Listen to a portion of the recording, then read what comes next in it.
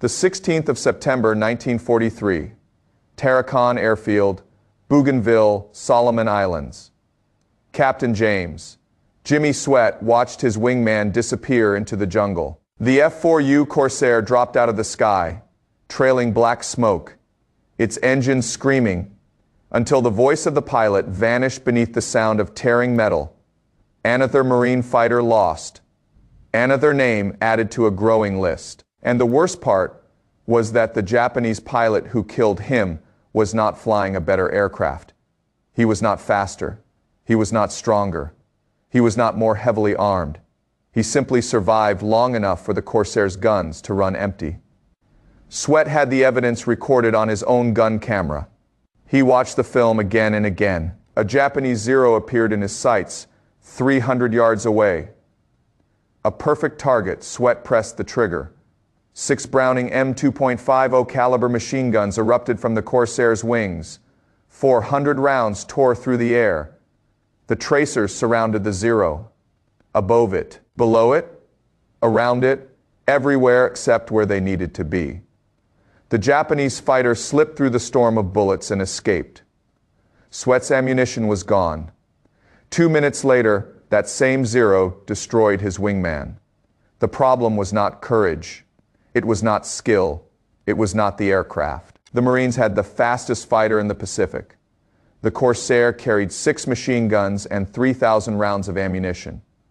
It had the power to destroy almost anything it could hit. But that was the problem. The Marines could not hit.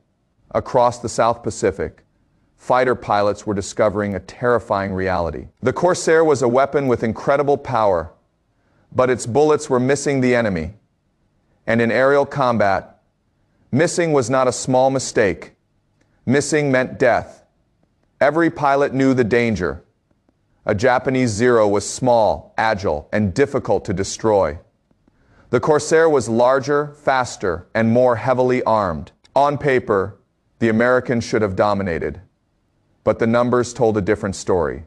Marine fighter squadrons were achieving only a 3.2 to 1 kill ratio.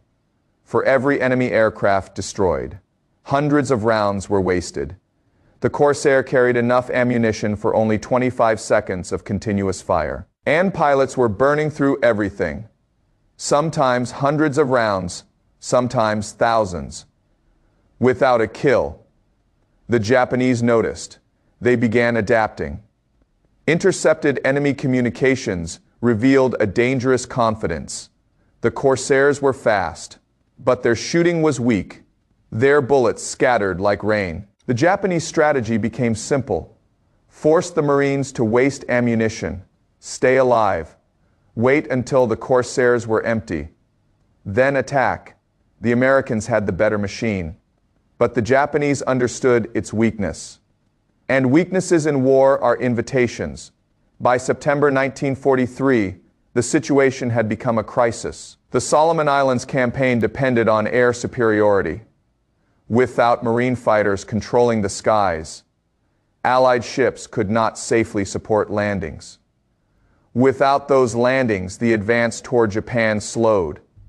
Every missed bullet threatened the entire campaign. General Roy Geiger, commander of the 1st Marine Aircraft Wing, called his squadron commanders together.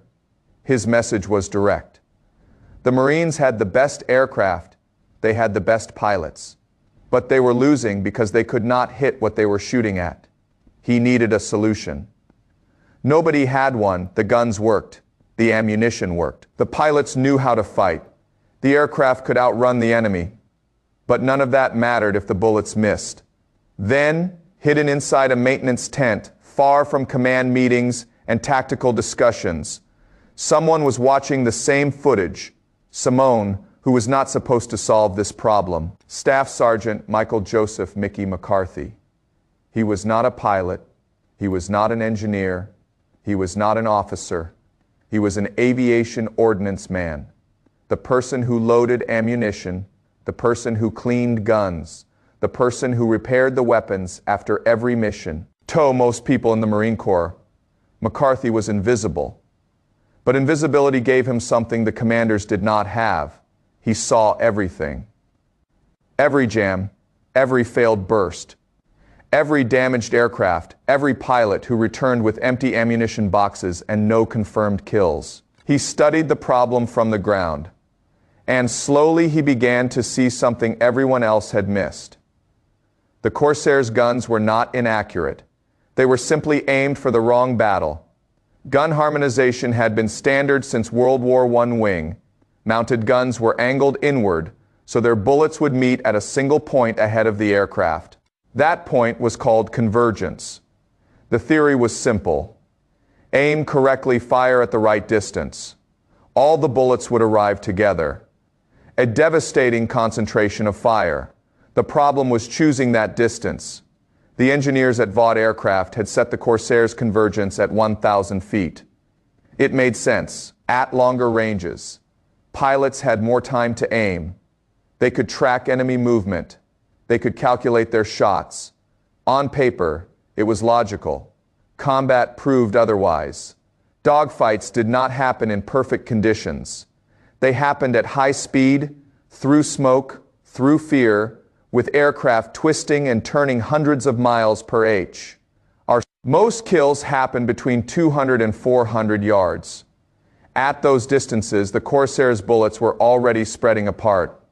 The 6 machine guns mounted across 16 feet of wing created a massive cone of fire. At 1,000 feet, the bullets converged. But before and after that point, they scattered. A Japanese Zero could literally pass through the gaps. Marine squadrons tried different solutions. 800 feet. 600 feet, each improvement helped. But none solved the problem. Then came the warning from engineers. Going below 500 feet was dangerous. The gun mounts were not designed for that angle. The recoil forces could damage the aircraft. The wings could weaken. The structure could fail. Do not change it. The Marines had a choice: follow the rules or solve the problem. And the battlefield was making the decision for them. September became one of the deadliest months yet. Marine fighters lost dozens of aircraft. Gun camera analysis showed a shocking pattern. Many pilots were not being defeated by enemy skill. They were being defeated by wasted ammunition. They were dying with empty guns. The enemy did not need to outfly them. They only needed to survive. And then Mickey McCarthy saw Captain Sweat's footage. The same footage that showed failure, McCarthy saw opportunity. On the 17th of September, 1943, he walked into the technical manual section on gun harmonization. The clerk looked confused. Ordnance men did not study engineering moment. There was silence. 300 feet. The number sounded impossible. The official manual said it was unsafe. The engineers said it could damage the aircraft. The entire system said it should not be done. Sweat looked back at the Corsair. He thought about his wingman falling into the jungle. He thought about the Zero escaping after absorbing hundreds of rounds. He thought about every Marine who had died with ammunition still left in their aircraft, but no bullets in the enemy. What happens if it works? Sweat asked. McCarthy answered simply. Sir, you're going to kill everything you look at. Sweat climbed into the cockpit. There was only one way to find out. At 0830 hours, the 19th of September, VMF -213 launched a combat patrol. The Marines did not know it yet, but they were about to test whether one sergeant's idea could change the future of air combat. The mission looked like every other dangerous mission in the Pacific. A formation of Japanese aircraft appeared. 9-0 fighters, 6 Val dive bombers. A small group of Corsairs moving toward an enemy force with bad odds. Captain Sweat flew the modified aircraft. The Japanese pilots saw the Corsairs approaching. They expected the same battle, the same tactics, the same weakness. They knew American fighters had powerful guns, but they believed those guns could not hit accurately. The Japanese fighters maneuvered confidently. They waited for the Americans to waste ammunition. They expected the Corsairs to fire too early, too far away, to create another storm of harmless bullets. But Sweat did something different. He waited. He closed the distance. 350 yards, 320. The Zero pilot began turning aggressively, preparing to escape. Then Sweat pulled the trigger. 1 second, 80 rounds. The result was immediate. The Zero did not simply fall. It broke apart. The aircraft structure could not survive the concentrated impact. The tail section separated. The fuselage split. The burning wreckage disappeared into the ocean below. Sweat barely had time to react before another target appeared. Again, he waited. Again, 300 feet. Again, one burst. Another Japanese fighter exploded. The difference was unbelievable. The Corsair had not become faster. It had not gained more ammunition. It had not received a new engine. The weapon had simply been pointed where the battle actually happened. Within 45 seconds, Sweat had destroyed 3 Japanese aircraft using only 200 rounds. Before the modification, he often needed hundreds of rounds just to damage one target. Now every trigger pull mattered. The battle continued. When Sweat returned to base, something unusual happened. Nobody celebrated, nobody cheered. The pilots, mechanics, and officers simply stood around the aircraft. They stared at the gun barrels, because everyone understood what they had just witnessed. The impossible had happened. Major Wade Britt approached McCarthy. "Sergeant, what did you do?" McCarthy explained. He had changed the convergence to 300 feet. The reaction was immediate. 300 feet, the officers knew exactly what that meant. Unauthorized modification, violation of regulations. A direct challenge to the engineering department. Lieutenant Colonel William Millington arrived. He was the officer who had warned against this exact modification. His position was clear. The aircraft could fail. The mounts could break. The wings could suffer damage. A successful flight did not prove the modification was safe. But Captain Sweat stepped forward. "Sir, before today I fired hundreds of rounds and sometimes scored nothing." He pointed toward the Corsair. "Today I shot down 5 aircraft and still have most of my ammunition." The room became divided. The engineers saw danger. The pilots saw survival. The regulations saw a violation. The battlefield saw results. Finally, Major Britt made his decision. He looked at McCarthy. "Can you modify every Corsair in this squadron?" "Yes, sir." "Then do it." The order changed everything. That night, while most of the base slept, McCarthy and his ordnance crew worked. 1 aircraft, then another, then another. By morning, every operational Corsair in VMF-213 carried the same modification. A change created not in a laboratory, not in a design office, but inside a maintenance hangar by men who understood the machine because they touched it every day. The Japanese did not know what was waiting for them. The 20th of September 1943. Another engagement.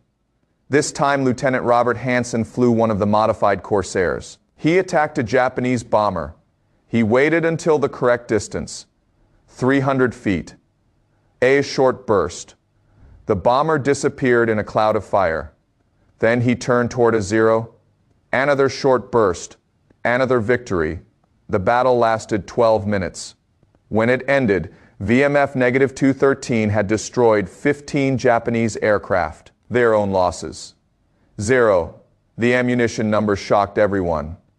Before McCarthy's modification, Marines were using nearly 900 rounds for every confirmed kill. Now they were using fewer than 200.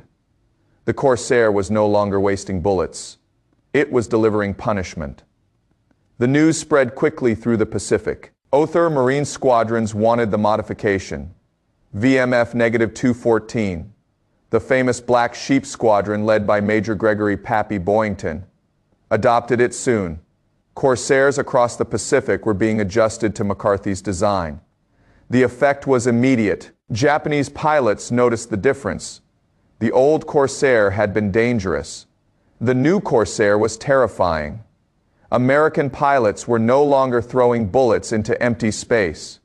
They were creating a wall of concentrated fire enemy aircraft that once escaped, now disappeared. The Japanese had adapted to the old weakness, but the weakness was gone. The same aircraft, the same pilots. A completely different result. Between September and December 1943, Marine Corsair squadrons achieved hundreds of victories. Pilot survival increased, ammunition lasted longer, and Marines who once returned from missions wondering why their bullets missed, now returned knowing their aircraft could deliver exactly what they aimed at. The change was not a new fighter, not a secret weapon, not a revolutionary machine. It was a simple adjustment made by a sergeant who refused to accept that failure was permanent. Major Gregory Boyington later credited the modification with transforming his combat effectiveness. Before McCarthy's fix, pilots had skill but inconsistent results. After the modification, every trigger pull counted. For many Marine pilots, the difference between life and death was measured in 300 feet. But the strangest part of the story came afterward, because the man who changed aerial warfare was almost forgotten. There was no major ceremony, no battlefield promotion, no public recognition. Staff Sergeant Michael McCarthy remained an ordnance man. The official reports focused on engineering analysis and testing. The names of officers and organizations appeared. McCarthy's name disappeared. But the pilots remembered, Captain Jimmy Sweat remembered. Years later, he explained that people called him an ace. They called him a hero. They credited his skill, but he believed the truth was simpler. He had become successful because he finally had a machine that worked the way it should have worked. A sergeant had made that possible.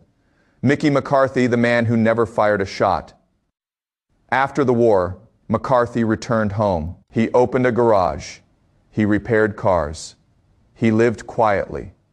When people asked what he had done during the war, he did not tell stories about changing air combat. He simply said, "I loaded ammunition." That was how he saw himself, a mechanic, a Marine, a man who fixed problems. But history tells a different story, because sometimes the person who changes a war is not the person holding the weapon. Sometimes it is the person who understands the weapon better than anyone else. Mickey McCarthy never became famous like the pilots who flew his Corsairs. He never became a legendary fighter ace. He never watched an enemy aircraft fall from the sky because of his own trigger pull. But thousands of Marines survived because he made sure their triggers worked. The Corsair became one of the most feared fighters of the Pacific, not only because of its speed or power. It became deadly because one ordinary sergeant looked at a problem everyone else accepted. And he refused. He looked at thousands of wasted bullets. He looked at pilots dying with empty guns. He looked at a rule that protected the machine but failed the men inside it. And he made a choice. Change it. On the flight lines of the Pacific, the greatest weapon was not always the aircraft, not always the gun. Sometimes it was the person standing beside it in the darkness, holding a wrench, asking a question nobody else wanted to ask. Why isn't this working? And refusing to stop until it did.